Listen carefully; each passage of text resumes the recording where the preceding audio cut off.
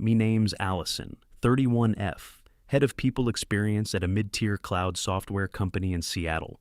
Office downtown, in a shiny glass building. One side has artisan espresso bars, other side has a startup clinic, pumping IV vitamins into sleep-deprived coders, masters in sociology, studied status hierarchies, and internet clout games. My thesis title sounded like a warning label: default systems, fake neutrality, all that used to write fiction, quit years ago.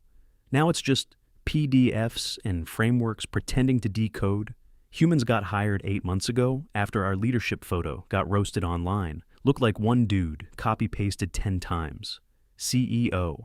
Brandon brought me in like buying a fire extinguisher after the kitchen already caught fire. Salary $158,000 plus stock options explained with crypto-level optimism.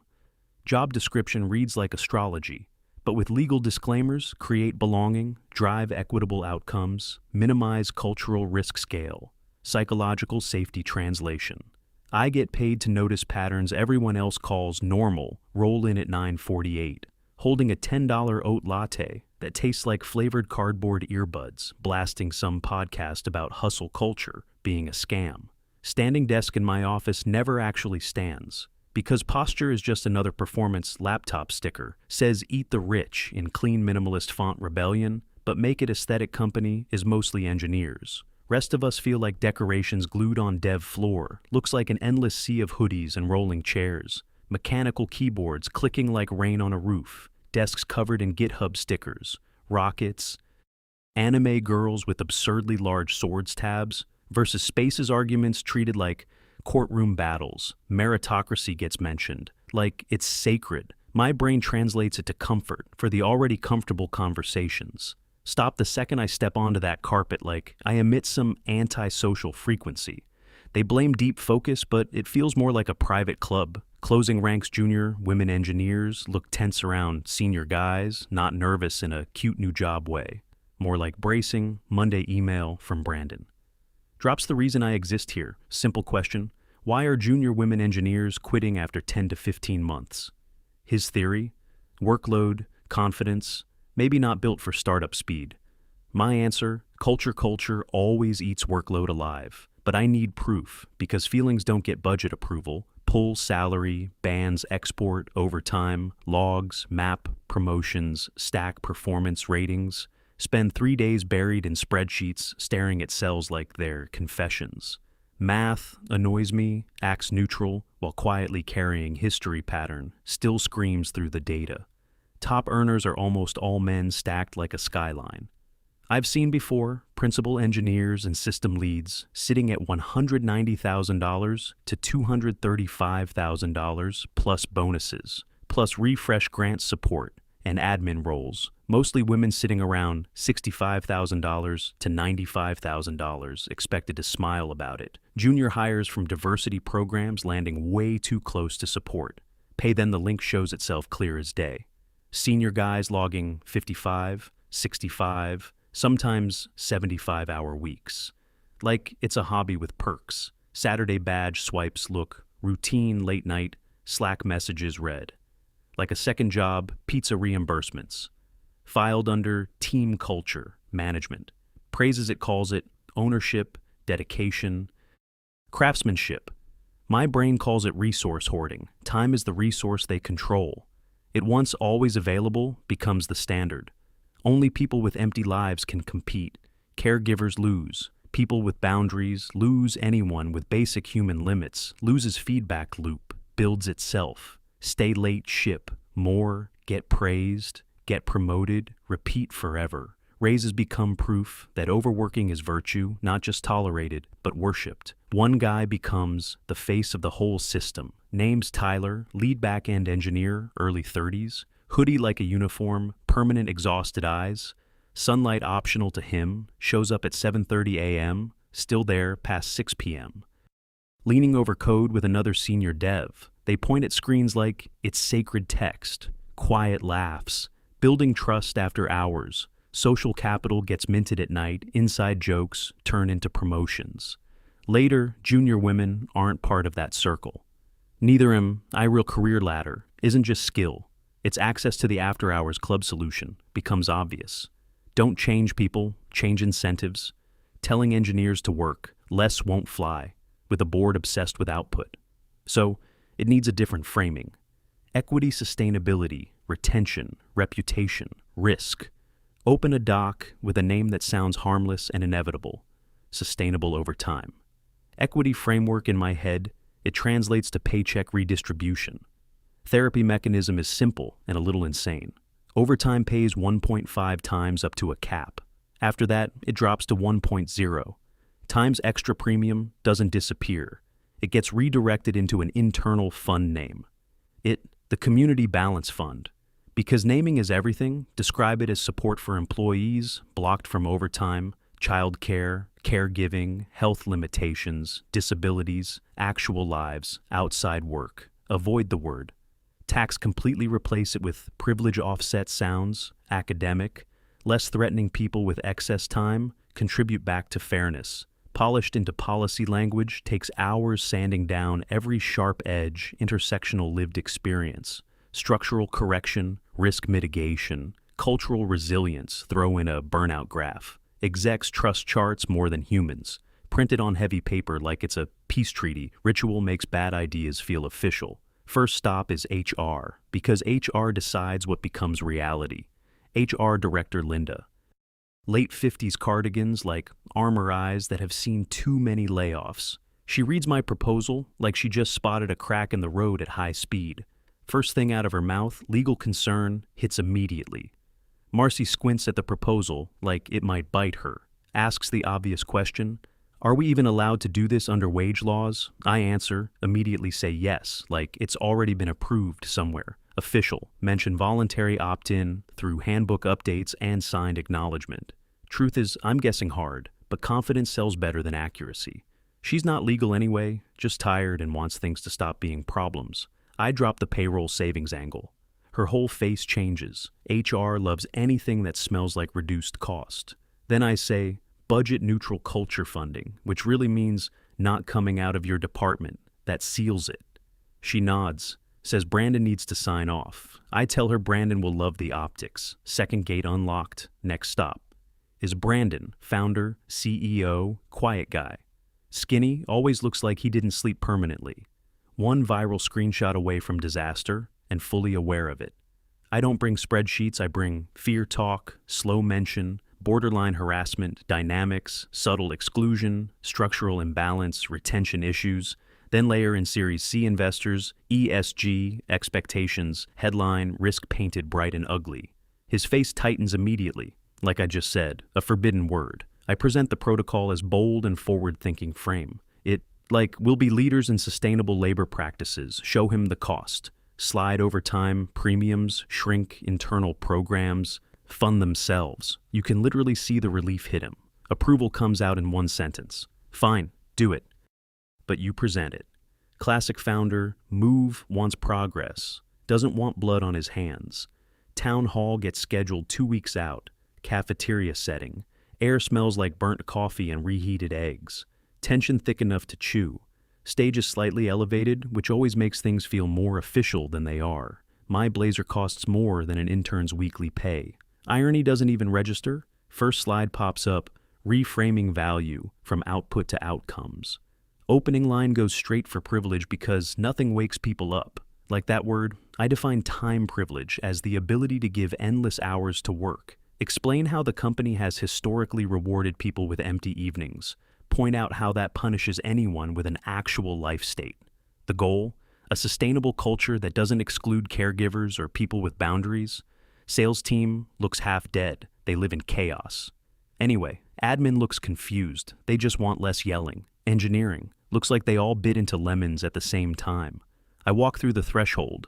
Then the fun voice, calm, like, this is all inevitable. Call it community investment, never redistribution. Because wording is everything.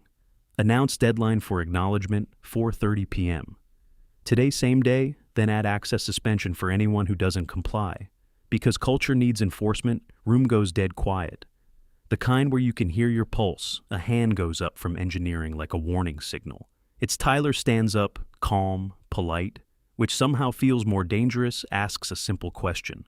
If I work Saturday fixing an outage, who gets the missing overtime pay? My smile tightens teacher mode. I explain the fund supports employees blocked by systemic barriers. He doesn't sit, says, I did the work. Why am I paying for someone else? HR side makes this soft, horrified noise, like someone kicked a puppy. I feel irritation spike switch to lecture tone.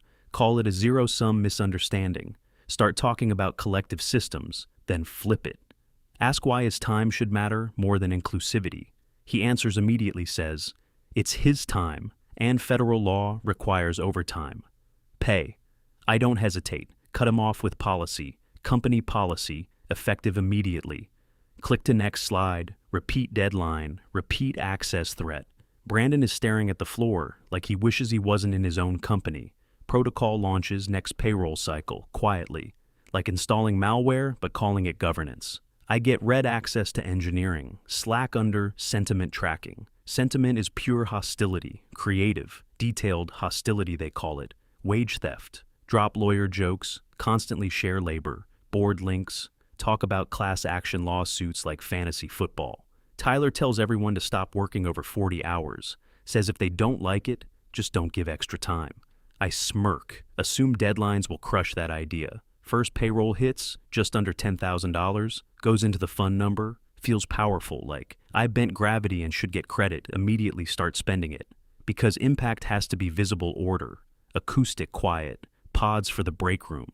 They look like weird alien eggs, install sensory lighting, turn harsh office lights into fake spa vibes, hire a wellness coach named Nina, $240 an hour, talks in calm. Absolute statements, schedule mandatory nervous system reset workshop. Every Friday at 2 o'clock, engineering shows up like prisoners going to group therapy. Nina bans laptops, calls them, distractions from presence, essential oil, diffuser kicks on lavender, fills the room like a soft attack smoke detector, chirps anyway. Technology refuses to cooperate. I notice Tyler's eye twitching like a server, hitting max load. Someone tries to hide a phone under the table, thumb moving fast. Nina taps their shoulder, calls, disengagement. A form of aggression tells everyone to breathe into their privilege. I keep my smile internal. Week after week, this keeps happening. Resentment builds quietly. I ask IT to build a badge swipe dashboard, because if you can measure it, you can control it. Late-night logins start showing up in reports labeled as boundary violations. Managers told to stop praising overtime, instead. Praise capacity protection, calendar fills up with more meetings. Because culture work is mostly forcing discomfort into schedules. We form a committee to manage the fund, because governance makes anything feel legitimate. Marcy joins too, random managers join. I chair it, like it's Congress engineering submits a request, incident response training, better. On-call tools, I redirect the money, push another wellness series instead. Because feelings are safer than fixing systems. Another request comes in junior engineer, asking for weekend childcare reimbursement.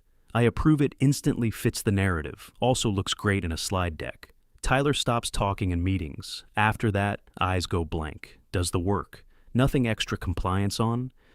Engagement dead month, 2 hits, and output. Start slipping, tickets stack up, bugs, sit longer than they should, support escalations, come in hotter, and more often, engineers start logging off exactly at 5 o'clock, like someone synced their clocks on, call response times slow down. Nobody wants to be the idiot. Losing money for helping malicious compliance becomes the new operating system, quiet, precise. Brutal one, senior dev, quits without noise. Exit note just says, stop penalizing competence. Brandon calls me in, looks like a guy watching his company drift off a cliff. Complaints rising, roadmap, slipping deadlines, getting missed. I frame it as adjustment phase, call it detox. Say they're reacting to losing privilege, compare it to kids having candy taken away. He asks straight, how do we ship anything if no one stays late? I say hire more people, restructure incentives. Say it like budgets are imaginary. He checks the fund balance. It barely covers half a senior engineer's monthly cost. Panic hits him instantly. Solution gets invented on the fly, allyship bonus. $500 per pay. Cycle for attending workshops and leading inclusion. Moments paid out of the same fund, which now basically rewards compliance. Younger engineers start performing like it's theater for survival. Stand-ups open with quotes about inequality before actual updates. One guy reads a poem about invisible labor before reviewing code. It's painful to watch, but my engagement metrics look perfect, so leadership calls it success. Tyler and the older engineers don't play along. They show up, but they're dead. Inside room feels colder every week, faces drained, people talk less. No one volunteers for anything. Work that used to get done after hours just stops. Company keeps moving on, leftover momentum and the unpaid effort. Nobody gives anymore. My inbox fills with problems, stuff that used to get fixed quietly at night. Month 4 brings the real, test planned infrastructure. Migration core systems, moving clusters, scheduled over the weekend to avoid downtime. Estimated 28 to 32 hours of work. No shortcut around it. Thursday afternoon, Tyler shows up at my door. Hoodie, wrinkled hair, looks like sleep hasn't been consistent. Voice controlled, not angry, not friendly.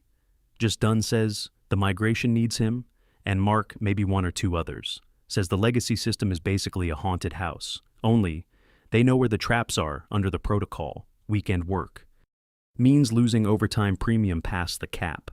He pauses just enough so I understand what he's really saying.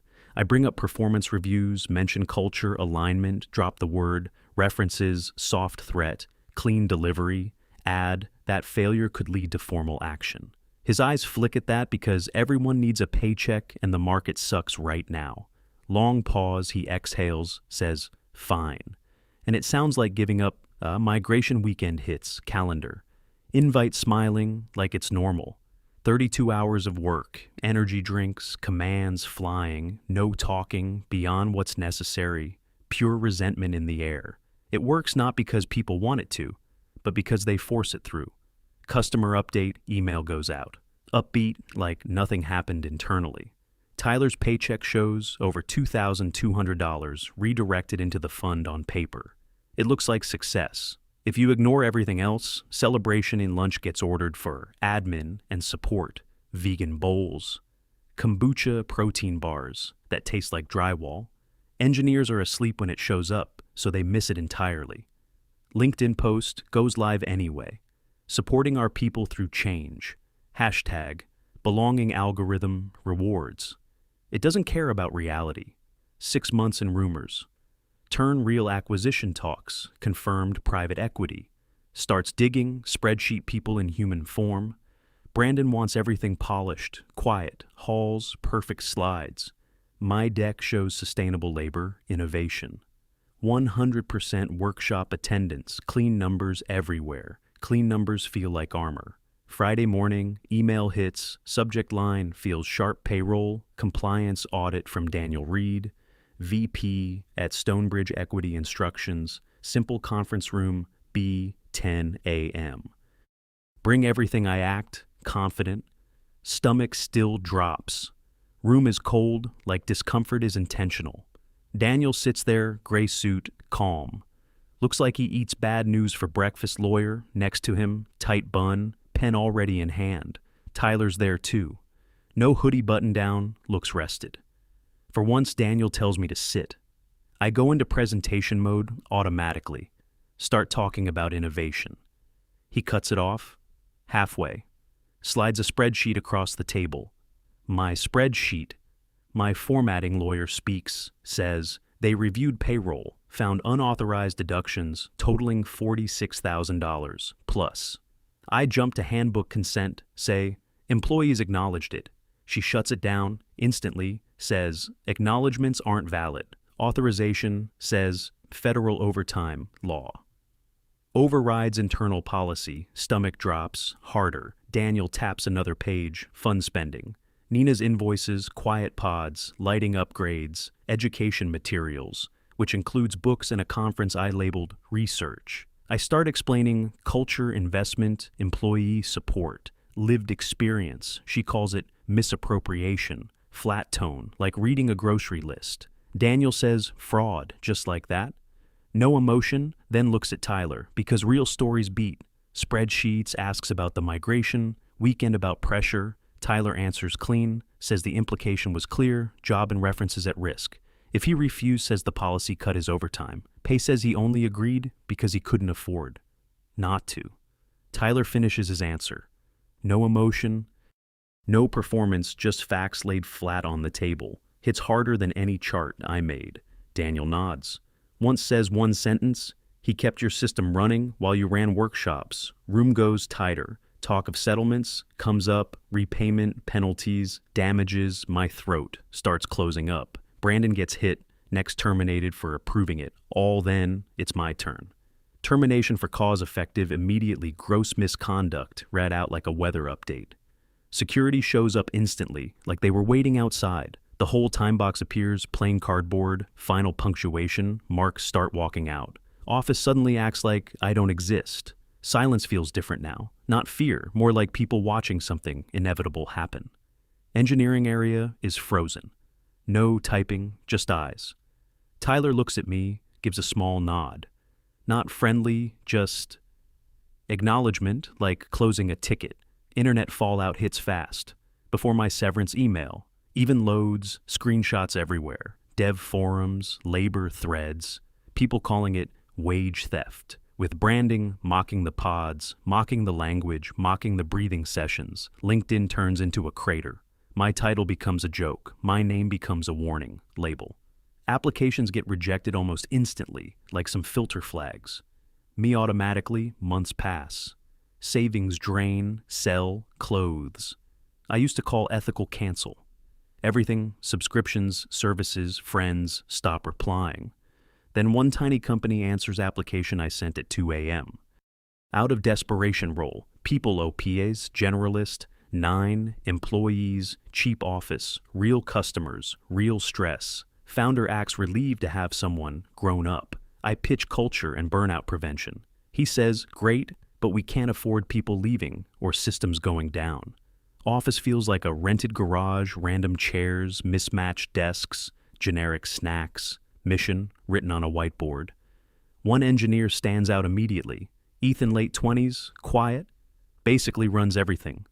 Team jokes he's the backbone, half joking, half scared. It's true founder.